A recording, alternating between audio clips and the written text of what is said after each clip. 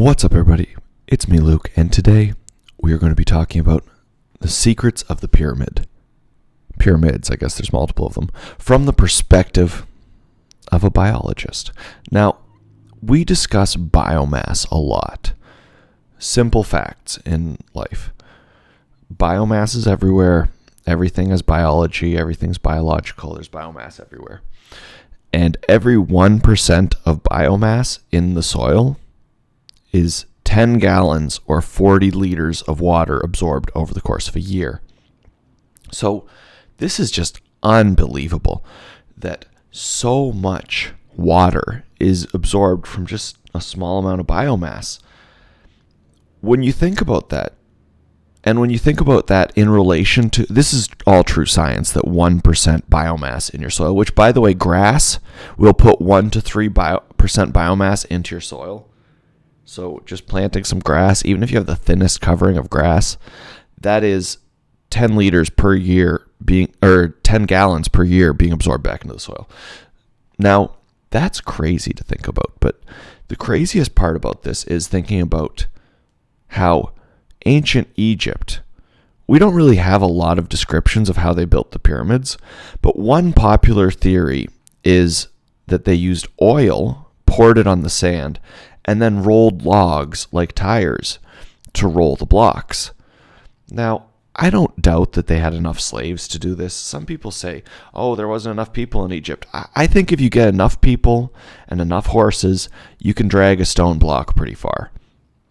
Now, these people, they didn't function under the same rules that we did. They functioned under a ancient monarchy. And we don't know how that worked fully. We don't really know. It was too far ago. It was too long ago. It was 5,000 years ago. Now, people say the pyramid was built at this time or that time, but the truth is there's multiple pyramids. And even if the greatest pyramid, the Pyramid of the Sun in Giza, is built in 20 years, that's 20 years of consecutive work, and they're going to need logs to roll these blocks. Egypt, as early as 3,000 years ago, was completely forested. That's unbelievable, considering how large the desert is there today and just how much space is covered with desert in Egypt. People have theorized hundreds of different reasons why the pyramids were built. People have theorized aliens did it. UFO aliens that use tractor beams. Anunnaki, who were aliens from the planet Nibiru that comes by the Earth only once every 10,000 years. And people have theorized all sorts of reasons. People have theorized that reptoids enriched the human race so that they would do it. People have theorized internal ramps, external ramps. But the only piece of evidence I've ever seen is a single inscription where they're dragging blocks with logs rolling underneath them. And I've seen real life tests of this on Mythbusters or whichever show it was, where they roll a block with logs, a big block like the Egyptian pyramids. And it is physically possible, especially if you oil the sand.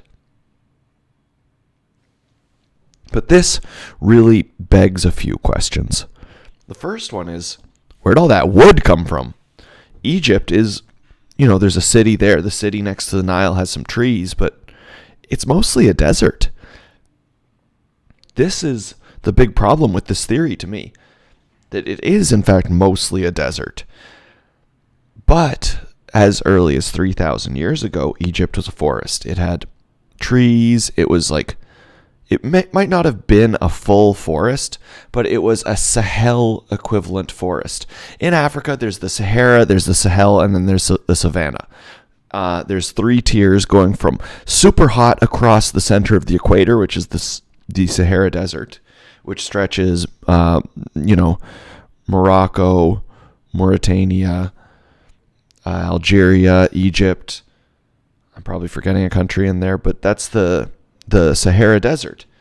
Now, the Sahel is more the middle ground between the Sahara Desert and the Savannah, where all the animals are and the jungles and the forests. That's closer. Well, no, the jungles are separate. The Savannah is a grassland. Now, the savanna is a warmer grassland, but it is not as hot as the Sahara Desert. The Egypt near the Nile used to be more like the Sahel, as recently as 3,000 years ago. This means that something happened, and people theorize the younger Dryas climate catastrophe 11,000 years ago completely changed that area. I see it, and it makes a lot of sense, especially in areas near the Rikot structure and on the other coast of Africa. But in Egypt, near the Nile, there's been life there for a long time, and there's less signs of erosion, and it's almost as though something happened there. Now, to get to the point I've been getting to, I believe that the amount of trees it took to build the pyramids completely deforested the Giza Plateau and initiated a cycle of desertification. As more trees died, more trees would die because it would be drier, there'd be less moisture respirated back into the environment. The existing trees would not be adapted to that climate, so the climate would change faster than new trees could grow in because of how fast the desertification was kicking in. Now, some people don't think this is possible. Some people think this is an unreasonable theory. But we only have one inscription that we don't even know, we think is about how they built the pyramids. Rolling logs and putting oil. Now, the next part of this, rolling logs, we got that. They'd have to deforest the whole Giza Plateau. The pyramid, it's over 100 meters high, over 100 feet high. To get that many sandstone blocks from the quarry to the pyramid was an enormous amount of work and would take an enormous amount of wood. So much wood that it becomes difficult to imagine how much wood it would take.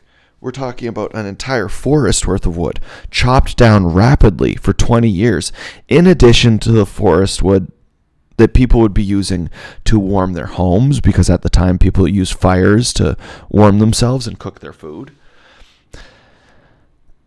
That's a mind-boggling amount of wood. They may have started a desertification process that wiped out the Sahel-like region of Egypt. And there is ecological records that point to this. There's ecological records that rain would fall in Egypt. Not a lot of rain, but a small amount as early as 3,000 years ago. And we know from writings in the Old Testament that 3,500 BC was when the history of the Jewish people started being written. And before that was Egyptian history, which is less accurate. But using this history, we know roughly the period of time when the pyramids were built. And it is fairly accurate when we compare records across the world, which allows us to get our own chronology, our own history of the earth. And it shows that around this time, they would have been chopping down a lot of trees. If you have 1 million servants, slaves, it's ancient Egypt, they're slaves. It's a different class structure of slaves, but they are. If you have 1 million slaves, that's going to be 1 million people needing a fire to sleep at night. That's going to be 1 million people needing to cook their dinner. That's going to be 1 million people needing to eat. The theory is that they overgrazed the land with sheep and cows and ruminids and chickens, which originally come from Egypt. And they overgrazed the land and they chopped the trees. And then oil. Oil is often seed oil or animal oil. Both of these are very difficult to get because you have to feed animals to get their fat to make oil, or you have to crush seeds to make oil. So the process of making the oil would have been incredibly intensive on farming. It would have taken so much nutrients out of the land, and they most likely were not doing regenerative farming processes because back in ancient Egypt, they didn't have science in the same level that we have, and they most certainly didn't have chemical fertilizers like we have today to continually re-enriching sandy soil to try and grow, even though what happened is they have very little nutrients in the soil. So they didn't have these fertilizers to do that. They just farmed the soil until all the life was gone, ate all the animals, overgrazed the ground. It was a catastrophe. They were like a swarm of locusts back in ancient Egypt when building the pyramids. And it was because they had to have so many people in one place. Without the modern trade network, they would have been eating straight out of the area that they were. With modern societies, we're able to sustain million-person cities because we're importing food from other places. The trade network allows places with lower population density to import food to places with higher population density, thus balancing out the distribution of mouths to feed over the amount of space that we are currently inhabiting as people. In ancient Egypt, they did not do this. They did not do this. So they chopped down all the trees, they ate everything, and this would have initiated desertification. And the desertification would have amplified and amplified and amplified until there was no more trees because new trees couldn't grow because the soil was too hot, and the existing trees would start drying out, and the crops which had been there as perennials would start to dry out, and they would no longer be able to grow, and the annuals wouldn't be able to adapt fast enough, so there wouldn't be localized life to capture moisture and re-respirate it back into the environment. And even if there was, it would be too hot for that to happen. So at the end of the day, the combination of all of those things probably led to the desertification of the entire Giza Plateau. Humans probably just completely, like we see it today, but since we're more spread out, it's less dramatic and we don't live in those same areas. But Germany is becoming a desert right now because there's too many stone buildings and not enough trees. So they can't grow beans anymore or bread, which is, Germans can't make beer if they can't grow barley, hops, and bread grains and all these things.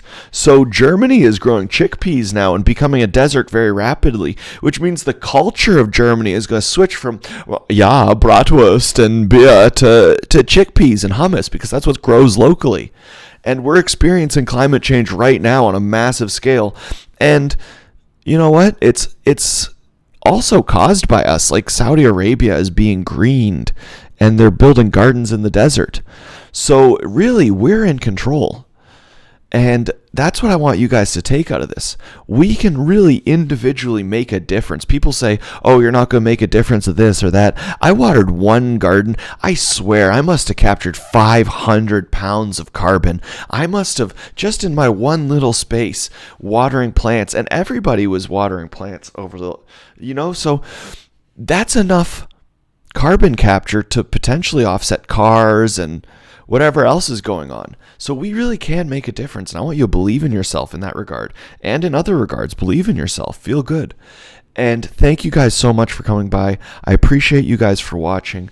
Please hit that subscribe button down below. I really appreciate it. It really helps my channel grow. I've been noticing I've been getting a lot of new subscribers lately. Thank you guys so much. That is completely awesome. And I really hope you guys have a great day. And I hope you come by for the next video. Bye, guys. See ya. It's the